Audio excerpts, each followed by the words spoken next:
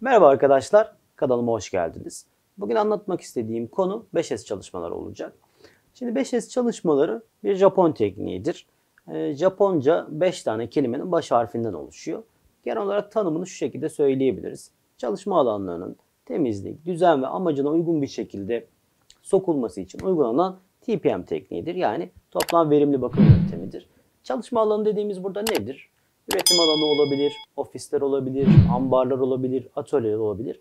Bunların hepsini 5S kapsamında yani çalışma alanı kapsamına alabiliriz. Biraz önce söylediğim gibi 5 tane Japonca kelimeden türetiliyor. İşte Seiruka ve benzeri ekranda da şu an görebilirsiniz. Türkçesi toparlama, tertipleme, temizlik, standartlaştırma, disiplin ve özümseme maddesi. Şimdi tek tek bunlardan bahsedecek olursak birincisi toparlama. Şimdi en önemli maddelerden biri toparlama.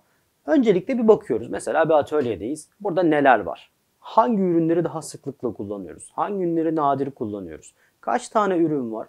Bunları tek tek belirliyoruz. Neden? Çünkü diyelim işte bir el anahtarını çok kullanıyorsam biraz daha yakınımı alacağım. İşte çekici kullanmıyorsam bunu uzağa veya gerekirse bir çekmeceye koyacağım. Yani araç gereçleri, makine ekipmanları bir sıralandırıyoruz. Bir toparlıyoruz. Yani nadiren, çok kullanılan işte frekanslarını belirliyoruz. Çünkü buna göre üretim alanını düzenleyeceğiz. Burada bazen bazı ekipmanlara, ürünlere karar veremeyebiliriz. Burada da kırmızı kart dediğimiz uygulamaları yapabiliriz. Yani mesela birine karar veremedik. Ya bunu ne kadar kullanıyordum, bulamadım. Kırmızı kartı kullanın. Daha sonra gerekirse atabilirsiniz. Gerekirse yerinde kalabilir. Ya da belli bir yere koyup kullanabilirsiniz. İkincisi tertipleme maddesi. Tertipleme maddesi aslında bir nevi stok alanlarının belirlenmesi. Bütün alanları, bütün ürünleri tanımlayacağız. Hepimiz aynı dili konuşmamız lazım. Yani ben buna tiner kutusu dediysem bu bundan sonra tiner kutusu, diğer arkadaş da tiner kutusu olarak bilmeli. İşte bir raf yaptık. Diyelim rafı tanımladık. İşte şu raf, herkes bu rafı bu şekilde tanımlaması lazım. Yani dediğim gibi stok alanı kısmı düşünebilirsiniz. Her ekipmanın, her ürünün, her ham maddenin ne kullanıyorsanız o alanınızda bunları tanımladığınız kısma biz tertipleme diyoruz. Üçüncü madde temizlik maddesi.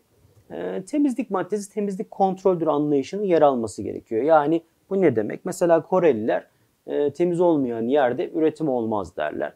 Bunun için etrafı komple temizleyeceksiniz. Temizlemekten kast ne? Kirlilik, gürültü, ne bileyim işte yerleri boyayacaksınız, raflarınızı renklendireceksiniz, işte ürünleriniz kirlenmeyecek, alanlarınızı temizleyeceksiniz, işte yağlı bölgeler varsa bunları temizleyeceksiniz, işte yağ kaçağı varsa yağ kaçaklarını gidereceksiniz. Yani bu maddede tamamen etrafın temizlik kısmını göz önünde bulunduracaksınız.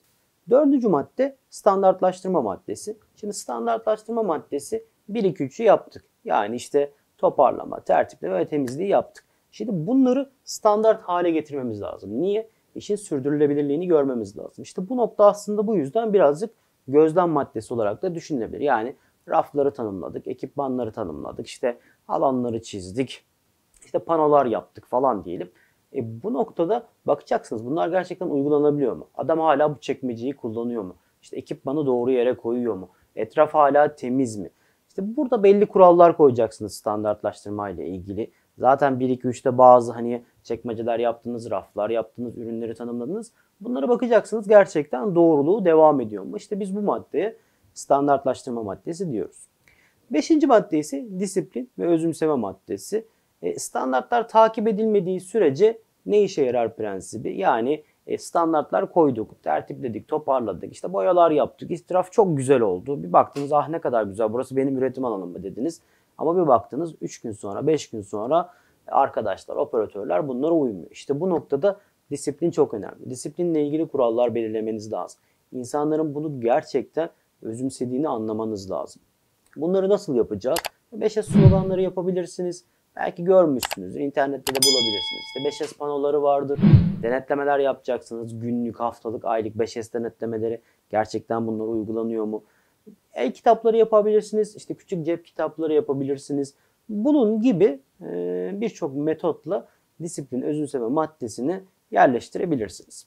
Şimdi burada anlatmak istediğimiz 5S bir Japon tekniğidir. Bunları niye uyguluyoruz aslında? Bildiğiniz gibi hepimiz üretimimizde bir takım sıkıntılar yaşıyoruz. Alanlar dar, işte üretim yoğun, çok az adamla çok iş yapmaya çalışıyoruz. Etraf karışıyor, toparlanmıyor. Bunun için bunun farkına varmış adamlar ve bununla ilgili bir teknik geliştirmiş. Yani bu yer darlığı sadece bizim ülkemizdeki fabrikalarımıza veya alanlarımıza özel bir durum değil. Bununla ilgili belli standartlar, belli disiplin maddeleri, belli toparlamalar, belli tertiplemeler yaparak bir teknik geliştirmişler. Siz de bunu fabrikanızda uygulayabilirsiniz veya üretim tesisinizde, atölyelerinizde.